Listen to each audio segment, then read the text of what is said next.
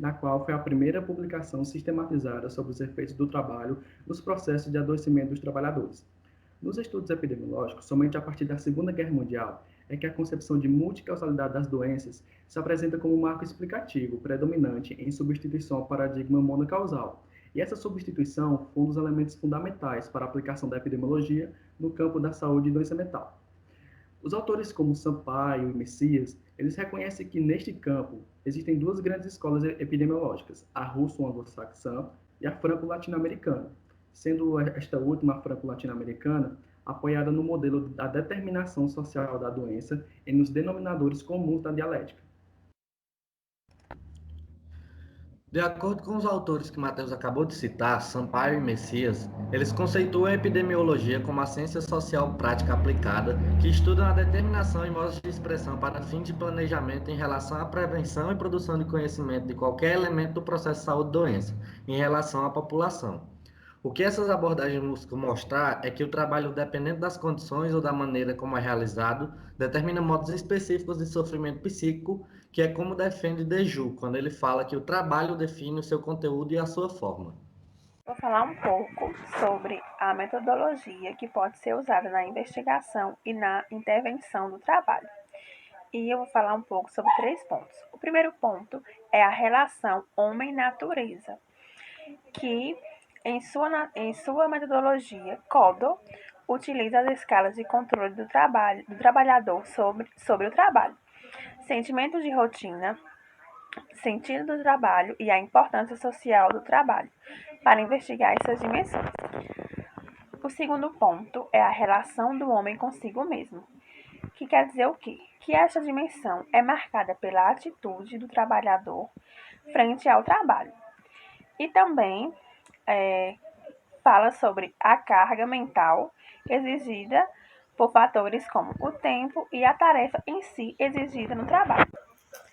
E o terceiro ponto é a relação homem-sociedade, que é onde a hierarquia e a divisão do trabalho organizam o cotidiano das pessoas, estabelecendo o quê? Vínculos de gênero, o convívio familiar e as possibilidades de vivenciar o afeto, o ócio e o lazer, etc. E também essa dimensão é analisada à luz das escalas de suporte social. O campo da saúde mental no trabalho é permeado por condições objetivas, subjetivas e transsubjetivas e exige estratégias de investigações que são divididas em 3 etapas. A primeira etapa diz respeito à análise objetiva do trabalho, onde acontece a observação direta, entrevista e análise de documentos que permitam aprender aspectos cultural da organizacional e da estrutura e do funcionamento. A segunda etapa é diagnóstico epidemiológico. Trata-se de análise quantitativa sobre os aspectos subjetivos do trabalho. Esta etapa é composta pela aplicação de inventários de condições de trabalho e da saúde mental, chamado diagnóstico integrado do trabalho. A terceira etapa é aprofundamento diagnóstico, realizada por meio de uma metodologia clínica, que visa analisar o estudo de caso e a entrevista com o fim de confirmar quantitativamente os dados obtidos na fase anterior, que foi diagnóstico epidemiológico. No campo da saúde e doença mental, existem 2 escolas epidemiológicas, a russo-anglo-saxã e a franco-latino-americana. A primeira escola epidemiológica tem os seus pressupostos bastante próximos da psicologia do trabalho anglo-saxã, que estuda as condições físicas do trabalho e as capacidades humanas. Nesse sentido, a escola epidemiológica russo-anglo-saxã tem o trabalho como uma categoria não tão próxima das influências sociais.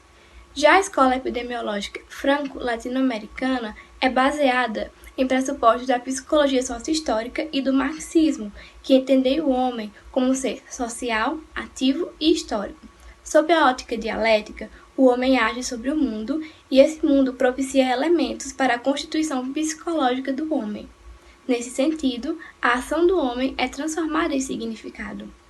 Assim sendo, a escola epidemiológica franco-latino-americana entende que o fenômeno psicológico é uma expressão subjetiva de um mundo que é objetivo e coletivo. Entendendo então que a abordagem epidemiológica busca avaliar as associações entre as condições e características do trabalho com o surgimento, a frequência e gradatividade dos distúrbios mentais, é importante compreender que para essa abordagem o trabalho e os seus componentes são constitutivos do psiquismo e do processo saúde e doença mental, fundamentando as suas ideias nas concepções marxistas e da psicologia social crítica. Portanto, é preciso reconhecer a natureza social e histórica do processo saúde e doença mental dentro das concepções marxistas, em que a subjetividade é vista como um produto da relação do indivíduo com o mundo concreto, e o elo mediador dessa relação seria o trabalho, que também é fator constitutivo da individualidade do sujeito. Aqui no Brasil são reconhecidos estudos de Codo e colaboradores, que também usam das ideias de Marx e da psicologia social crítica. Codo considera o psiquismo como um produto social em que a individualidade do sujeito é construída socialmente. Bem, qual a relação entre a condição saudável ou não e o trabalho? Primeiramente, como já foi citado, é importante falar que o trabalho não é simplesmente um fator que desencadeia o processo saúde e doença, mas que ele é um fator que constitui esse processo saúde e doença.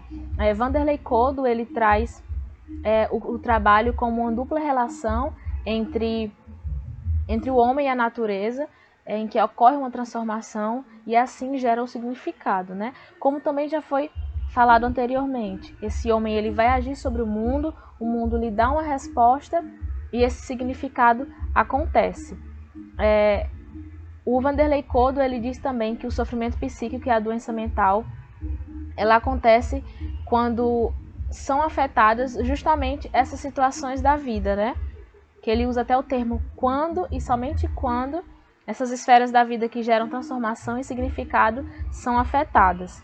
E aí, o texto ele vai trazer que o trabalho é uma das atividades humanas geradoras de significado por excelência, né? Que é uma das que mais geram significado.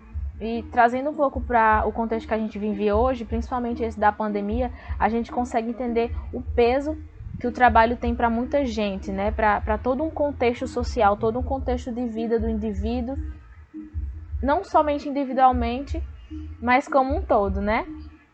E que o processo de saúde e doença ele é em si multicausal e o trabalho faz parte disso. Assim como o homem ele é um ser social, ele é um ser que está integrado em vários contextos, o trabalho vai fazer parte desse contexto e é uma parte inclusive muito grande nesse sentido. O texto ele também traz, quando ele fala sobre algumas mudanças que aconteceram nesse sentido e de como o trabalho era considerado não essencial, né? Traz uma crítica de Erikson que em relação a que antigamente trocavam, na verdade, as atribuições, as ocupações do paciente, né? Creio que ao mostrar o caso. Só que a gente percebe como fica incoerente, como fica errado, né? Porque se aquelas atribuições é o que vão mostrar, na verdade é o que vão levar também ao diagnóstico, vai ficar errado, vai ficar incoerente, não vai ter sentido, né? Porque é necessário ter essa compreensão de que o trabalho ele vai sim ter uma grande, vou usar a palavra culpa, né? Que ele vai ter uma grande culpa na pessoa estar com a condição saudável ou não, né? Todo o contexto dentro do trabalho, sendo bom, sendo ruim, vai interferir. E, novamente, reafirmando que, principalmente nessa época que a gente está, a gente consegue perceber o peso que tem o trabalho, né? Algumas pessoas chegaram a falar isso e eu acho interessante que nessa época de pandemia, quando o medo das pessoas era se não morrer do Covid-19, a gente vai morrer de fome, né? Essa era uma das coisas que eu cheguei a ouvir. E é verdade, né? Então é só para trazer a reflexão sobre o peso que o trabalho tem mesmo. E é isso. Obrigada.